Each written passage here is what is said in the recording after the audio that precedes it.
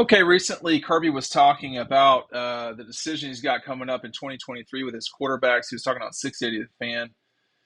And he had this to say. He said, they all have the opportunity to throw with the guys and receivers. They'll have throwing sessions 7-on-7. They're getting used to doing that.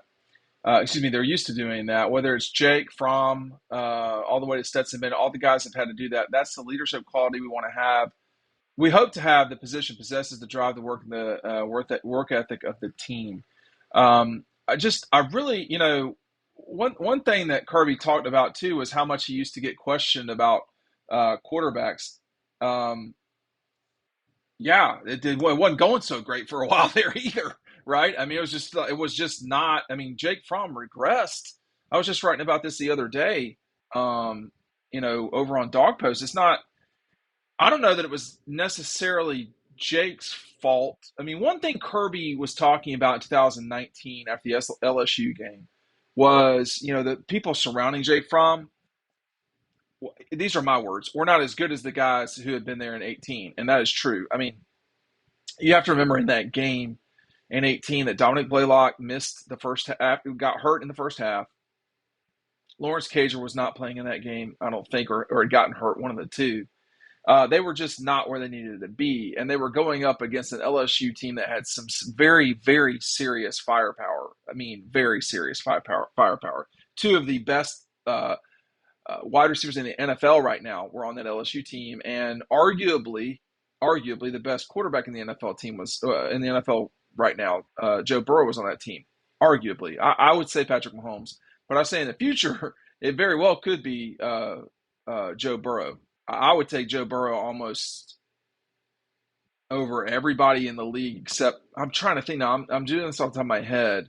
Mahomes definitely would not take him over Mahomes, but it would be closer than in the past. I would take him over the quarterback in Buffalo, over Trevor Lawrence, over Justin, over whoever's starting in San Francisco.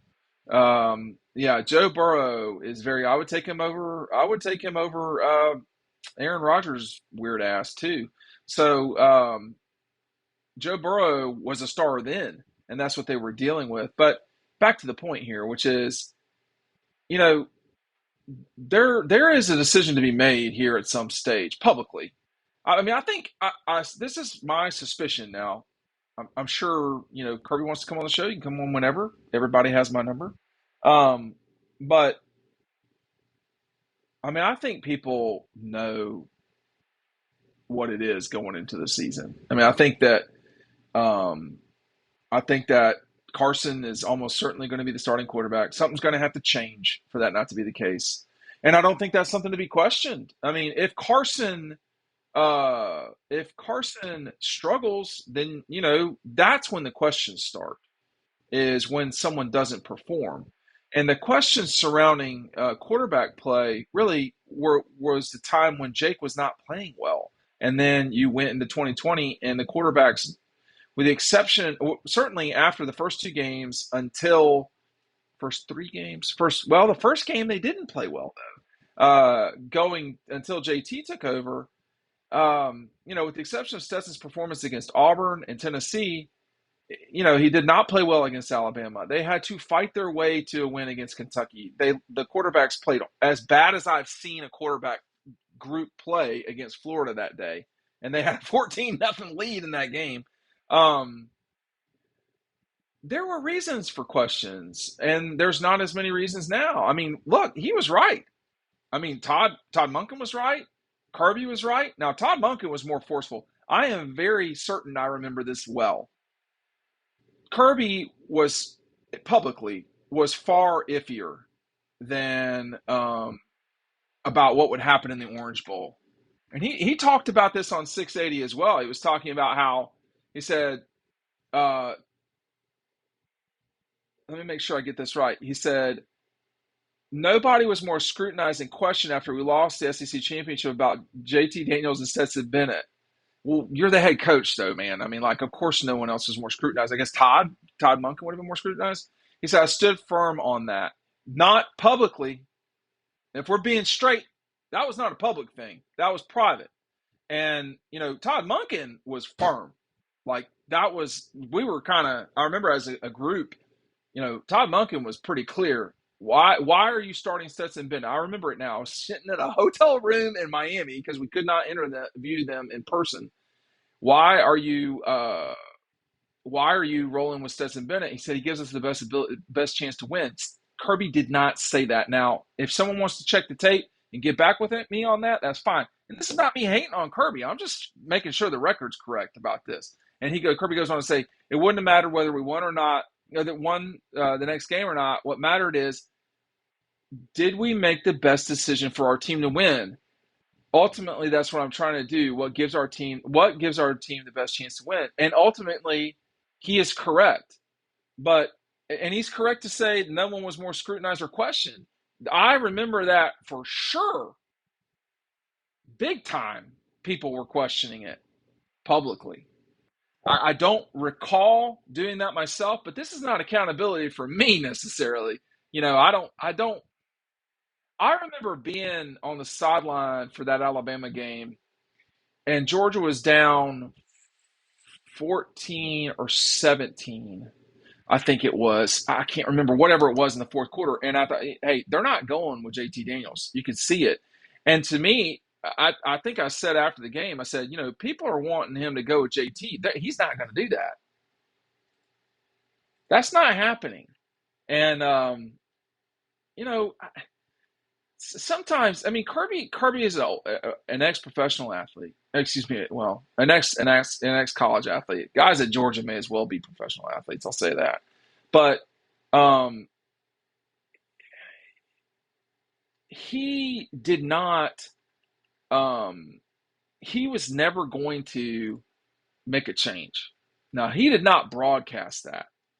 I'll tell you that right now. And here's what I wrote. I will read it verbatim. This was December 5th, 2021. I write in Leggy's Thoughts. You can go look it up. Leggy's Thoughts. It's time for Georgia to step up against Alabama. You should expect Stetson Bennett to be the starting back for Georgia the remainder of the way. What you should not expect that he will become what he is not. Bennett has yet to prove that he can throw the ball more than 40 times in a game and win. Most quarterbacks don't do that. In games where Bennett has thrown 39 balls or fewer, Georgia is 16-1. That one loss is when he left the game due to an injury against the Gators in 2020. Games where Bennett has thrown the ball 40 times or more, 0-2. Both losses to Alabama in games with multiple throwing errors. The question is if Georgia can play Alabama in a way that Bennett doesn't have to throw the ball 40 times or not. So far, the answer to that is no. It is going to have to be yes in the future. Well, guess what? In the future, the answer was that he did not have to throw it 40 times. If you want double dogs, sorry for my rant. If you want double dogs, you got a shot to get it for free, but you got to sign up for the newsletter. That's the link down below. If you don't do it now, you are probably going to lose out on your chance to get out and give them 5 double dogs away on Monday. So get it done. Sign up. It doesn't cost anything. This is really a very good article, I have to say. I don't know what time in the morning I wrote it. But, I close with this, so the path is straightforward now. Win 2 games to win it all, or not, and spend here until eternity explaining why Georgia can't do something it so clearly has the ability to do, but hasn't. It's time. And it's time was the thing that I wrote about a lot in 2021. At the beginning of the season, it's time, because it was time. I mean, listen, I don't know what it's like to be Kirby, nor does he know what it's like to be me. And I'm sure he feels like he is consistently under attack. And maybe that's, I wouldn't say it's a defense mechanism. Maybe it's a way to stay on the front foot, or stay motivated or whatever. But there are times when it's good to criticize Kirby Smart. I mean, he's done some stuff that doesn't make sense, okay? He's also done a lot more that has been great, not just for Georgia, but for college football, himself, everybody. he is going to be motivated by the criticism. I understand that. I get that. But he was not as forceful about the decision publicly. He may be talking about what he was talking about privately. I don't know. He's not very clear in the interview. But Todd Monken was very clear. Why are you starting? Um, why are you going with Stetson? And I mean, he was. Let me see here. He was emphatic about it. He was. It was very simple for him. He said, he gives us the best chance to win. And, you know, I was like, I was kind of floored by it. Todd Monken explains why Georgia Bulldogs are starting Stetson Bennett. Let's start with the question right there. There's a number of questions. I'll try to. First off, Stetson Bennett plays. First off, the reason Stetson Bennett plays is we think he gives us the best chance to win. Without getting into too much detail, we think he gives us the best chance to win, and that's really the end of the question. Kirby didn't talk like that. Now he just didn't. He just did not, and that's fine. But he didn't talk like that. So, he was criticized. Was it right to criticize him? I mean, I don't think publicly it's irrelevant, frankly, but privately I was never made aware by anybody that someone other than Stetson was going to play. So, I mean, it was just what it was. But often we remember things the way we wished they would have been. And he may be talking about privately. I don't know. What he's completely correct about is he got criticized relentlessly. I mean, I have run a message board for almost 25 years. And message boards, I get it. Like everybody wants to run down message boards, but there's some very passionate, intelligent, and sometimes lunatic people that are on there. They care. They were killing him. They were killing Kirby because I think they knew that this was a great opportunity for Georgia to win the national championship. And honestly, as well as Stetson had played, he had not done it in the moment. He had not.